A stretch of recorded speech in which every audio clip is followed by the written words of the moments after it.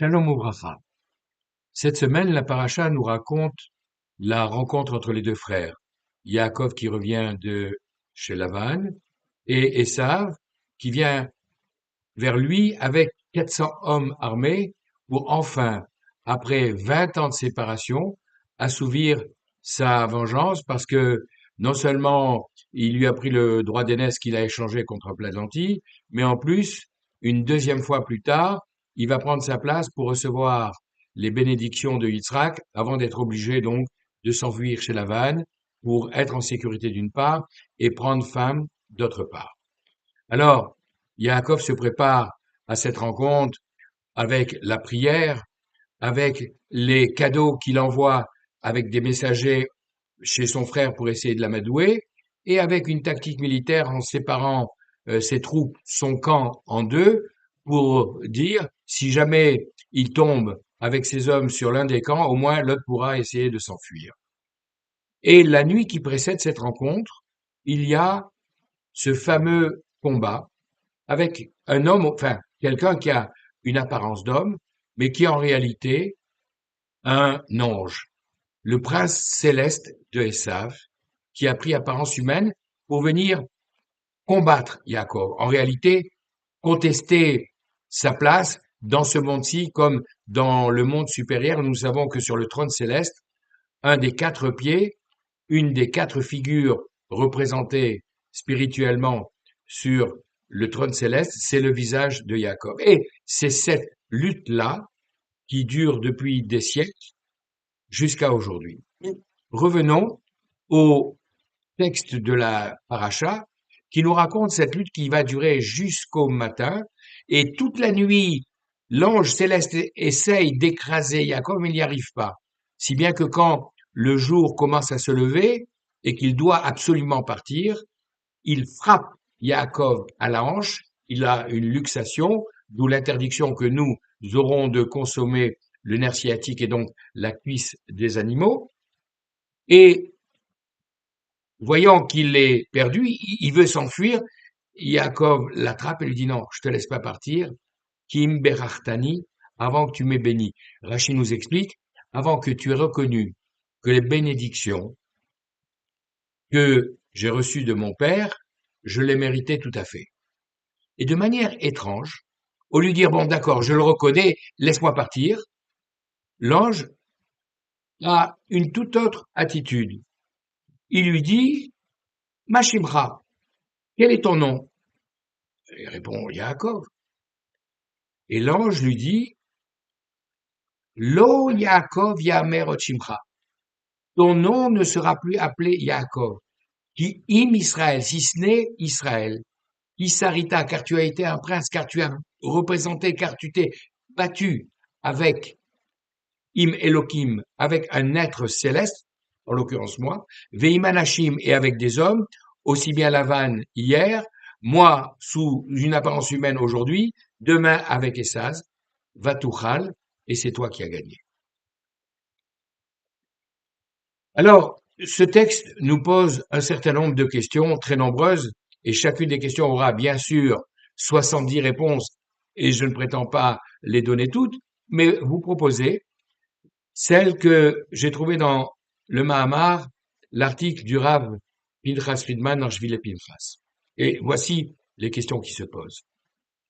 La première, c'est que celui qui a été pendant toute la nuit un ennemi, quelqu'un qui voulait faire un sort à Jacob, le matin, ça devient son ami, en lui disant, oh, non seulement je reconnais les bénédictions, mais je te fais cadeau généreusement d'une information, tu vas voir le grand patron plus tard, il va changer ton nom, il va plus t'appeler Jacob, il t'appellera Israël.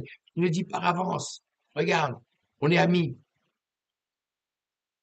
Deuxième question, mais s'il est devenu tout gentil comme ça, comment se fait-il que la Gemara Souka, à la page 52a, nous raconte qu'à la fin des temps, Akadosh Baruch Hu va prendre ce Satan, ce démon, ce Yetzerara, pour lui faire la Shrita. En passant, quel est son nom?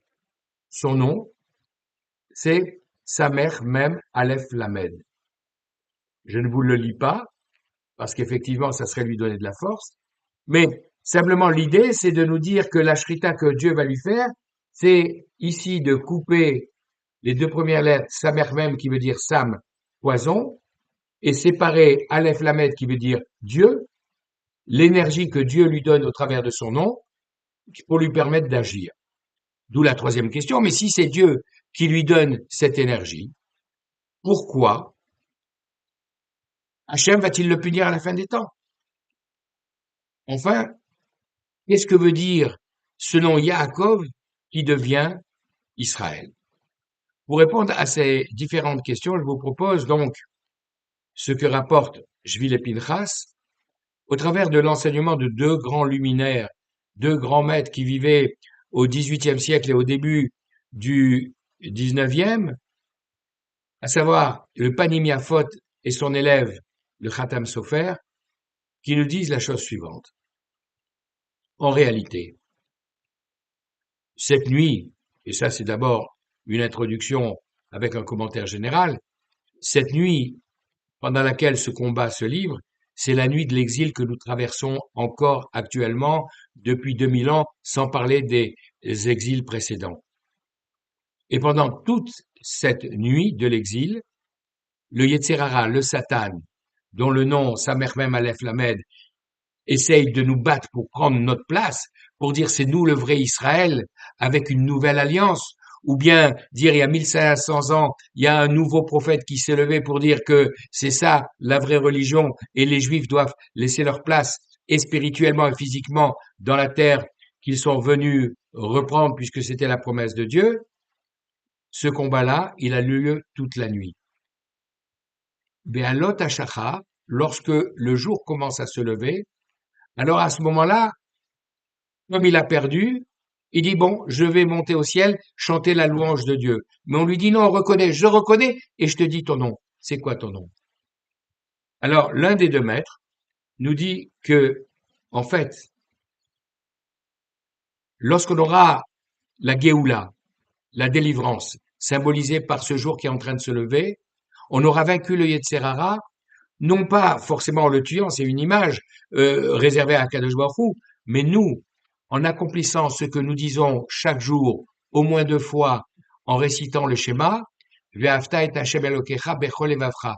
Tu aimeras l'Éternel ton Dieu de tout ton cœur. Il n'y a pas écrit bechol libecha de tout ton cœur avec un seul bête, mais il y a écrit levavecha avec 2 bêtes pour te dire avec ton bon penchant comme avec ton mauvais penchant. Et lorsque tu l'auras ainsi transformé en bon penchant, alors la partie sera terminée et tout sera bien. Et c'est comme ça qu'on méritera de s'appeler Israël. Puisque, effectivement, lorsque l'on regarde ici, on voit le nom Yaakov, Yud Ayin Kuf Bet, dont la valeur numérique, vous avez le détail ici, représente 182 en tout, et que ce Yetzer Hara qui a 7 noms, entre autres qui est le Satan, celui qui essaye de nous détourner du droit chemin, sa valeur numérique c'est 359. 182 plus 359 égale 541. C'est la même valeur numérique que Israël. Nous arriverons à mériter le nom d'Israël lorsque nous aurons neutralisé le Satan et fait de lui également un Yetzer Tov. Voilà la première explication. La deuxième explication, elle vient en nous disant, en réalité, ça c'est pour la fin des temps. Mais en attendant ce moment-là, comment, au jour le jour, livrer le combat contre Esav, contre le Yetzer Hara, contre le Satan? Une première remarque. Vous avez vu que Satan, la valeur numérique, c'est 359. Mais si je rajoute le He, l'article définitif veut dire le Satan, celui-là, oui, oui, celui que je suis capable de montrer du doigt pour le combattre, à Satan, j'arrive à 364. Et qu'est-ce que ça nous apprend? Ça nous apprend que dans l'année, il y a 365 jours.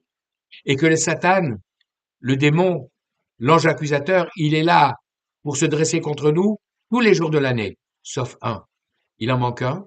Ce jour-là, c'est le jour de Yom Kippour, où, justement, Akadosh Baruch Hu lui dit, reste à l'écart, et je vais être seul en tête à tête avec mon peuple, avec mes enfants, et nous sommes là, habillés en blanc, debout toute la journée, devant lui, pour implorer son pardon qu'il nous accorde à la fin de cette sainte journée.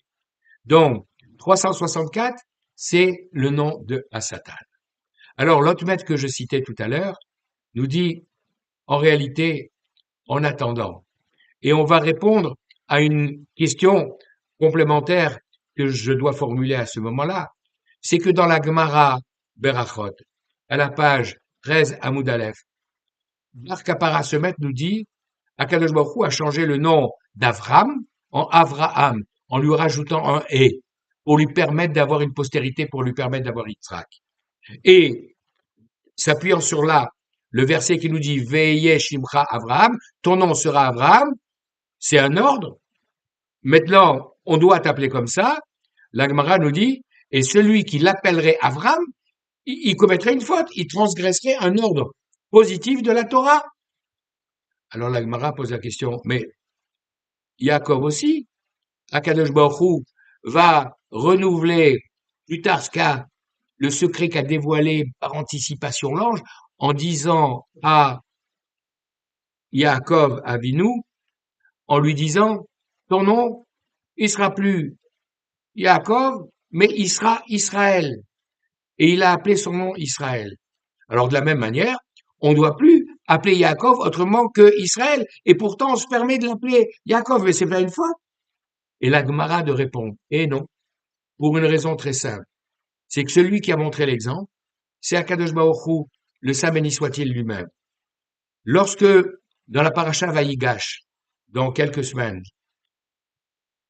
Yaakov va prendre le chemin de l'exil de l'Égypte pour retrouver son fils, Yosef, puisqu'il y a encore 5 années de disette qui nous attendent, il passe par Beersheba pour aller ramasser les arbres qu'avait plantés son grand-père Abraham, parce que dans une vision prophétique, il a vu que ce bois servirait à faire les planches lors de la construction du Mishkan. Et quand il s'arrête à Beersheba pour dormir, alors Akadosh Baruch Hu vient se révéler à lui dans un rêve. Et Vayomer Elohim le Israël. L'Éternel dit à Israël. Bemarot alayla, dans les visions nocturnes, Vayomer il lui dit, Yaakov, Yaakov. Et l'autre de répondre, Ineni, me voici, je suis à ta disposition. Mais attends, tu t'appelleras désormais Israël, très bien. Dieu veut parler à Israël, parfait. Il lui dit, tu as compris, Yaakov, Yaakov, je comprends pas. Alors la Gemara nous dit, c'est de ce verset-là, au chapitre 46, verset 2 de la Genèse, qu'on voit la source qui nous permet de dire, eh bien, on continue à l'appeler Yaakov jusqu'à ce qu'il mérite définitivement, en ayant vaincu le Satan, de s'appeler Israël. Bon. Et pourquoi ce doublon? Alors, de nous expliquer la chose suivante. On a dit, Yaakov, c'est 182. Mais quand on le répète 2 fois, 182 2 fois, c'est 364. Exactement la valeur numérique de Hasatan que j'évoquais il y a quelques instants. Et donc, c'est un secret que lui révèle Dieu dans ce verset, et il continue après en lui disant, Vayomer, il lui dit, je suis l'Éternel, le Dieu tout-puissant, Dieu de ton père. Ne crains pas de descendre en Égypte, car là-bas je ferai de toi un grand peuple. Je descendrai avec toi en Égypte et je te ferai remonter. Et il réalisera sa promesse en le faisant ramener Hébron pour qu'il soit enterré dans la grotte de Marpella. Alors, on voit que pendant tout le combat de cette nuit de l'exil, quand on arrive à vaincre, ne serait-ce que momentanément, le Satan, alors Yaakov et Satan, c'est Israël. On mérite par moment le nom d'Israël. On le méritera définitivement quand on l'aura complètement transformé en Yetzeratov, en bon penchant, en allié au lieu d'en faire un ennemi. Mais en attendant, comme viatique, comme antidote, pendant tout le combat de cet exil dans lequel nous sommes en train de voir la fin et les premières lueurs poindre et on espère que l'homme va bientôt se lever. Alors Dieu nous a donné ce secret lorsque tu seras en difficulté. Yaakov, Yaakov, 2 fois Yaakov, 364, tu neutralises Satan. Et c'est la raison pour laquelle, lorsque Esav a compris qu'il s'était fait doubler par son frère, il a dit, tu aurais dû t'appeler Kev, talon, puisque tu tenais mon talon. Mais Hachem, Dieu, il a rajouté un Yud au début de ton nom pour t'appeler Yaakov. Maintenant, j'ai compris pourquoi. Parce que s'il avait dit Ekev, ça fait à peine 172. Donc, Ekev, ça aurait fait 374. Ça veut rien dire du tout. 344, excusez-moi. 344. Mais, puisqu'il a rajouté le Yud, Yaakov 2 fois, ça devient 364. Grâce à ça, tu peux me vaincre, moi, Esav, qui est sur la cuisse tatoué un serpent, le symbole du Satan. Ah bon, c'est pas suffisamment fort comme preuve. Alors, je termine là-dessus. Dans toute la Torah, le nom de Yaakov est écrit comme je vous l'ai dit, Yud Ayin Kuf Bet, sauf une fois où il est écrit dans la parasha de Bechukotai, à la fin du livre de Vaïkra, où il y a le contraire des bénédictions. Il est écrit là-bas Yud Ayin Kuf Vav Bet. Il y a un Vav en plus. Et Rashi nous rapporte l'enseignement de nos maîtres qui nous disent que ce Vav, Yaakov Avinu l'a pris à la fin du nom de Eliyahu Hanavi, en lui disant je le prends en gage et je ne te le rendrai que lorsque tu viendras annoncer la Géoula, la délivrance de mes enfants. Et donc, une fois dans la Torah et 4 autres fois dans le reste de la Bible, le nom de Yaakov est écrit avec un Vav. Et réciproquement, le nom de Eliyahu Hanavi est écrit à 5 reprises dans le Tanakh, puisque on ne parle de lui que là-bas, dans le Nach, à 5 reprises sans le Vav. On l'appelle Elia, comme on le chante dans le verset qu'on lit dans l'Haftara du Shabbat Hagadol qui précède Pessah, Ine anochi sholeach lachem, voici que je vous envoie à vous, et Elia Hanavi, Elia le prophète, Lifnebo Yom Hagadol ve'anora, avant que n'arrive ce jour grand et redoutable. Alors, pour terminer, puisque on a parlé de Yaakov avec un Vav, regardez, si on ne prend pas Yaakov tout simplement Yudayin Kuf Bet, mais qu'on lui rajoute le Vav, la valeur numérique devient 188. Et Yaakov, si on l'écrit avec ce Vav, pris chez Eliyahu Hanavi, on arrive à 376. Et 376, c'est la valeur numérique de Esav. C'est grâce à Yaakov et le gage qu'il a pris de Eliyahu Hanavi qui va vaincre Esav et qui va nous amener rapidement et de nos jours la Géoula. Face que toutes ces prophéties se réalisent maintenant et que nous puissions voir Mashiach Tzidkenu et le vrai Shalom. Parce que le Shalom aussi, il a comme valeur numérique 376.